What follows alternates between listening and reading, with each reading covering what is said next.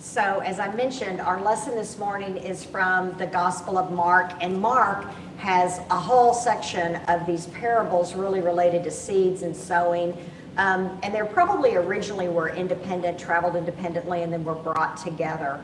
So if I were going to use a sermon title, which I never do, instead of Great Expectations, it would probably be Not So Great Expectations.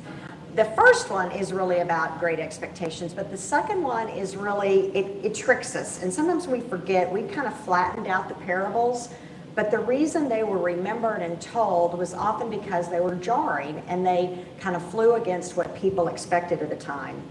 So Jesus said, "The kingdom of God is as if someone would scatter seed on the ground and would sleep and rise night and day, and the seed would sprout and grow, and he does not know how."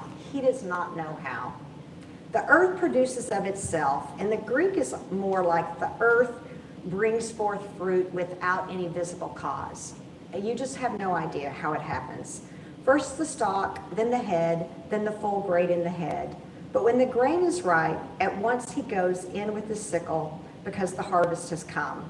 So only Mark has that parable, and this next part Matthew and Luke expand on. Jesus also said, "With what can we compare the kingdom of God or the reign of God, or what parable will we use for it? It is like a mustard seed, which, when sown upon the ground, is the smallest of all the seeds on earth. Yet when it is sown, it grows up and becomes the greatest of all shrubs."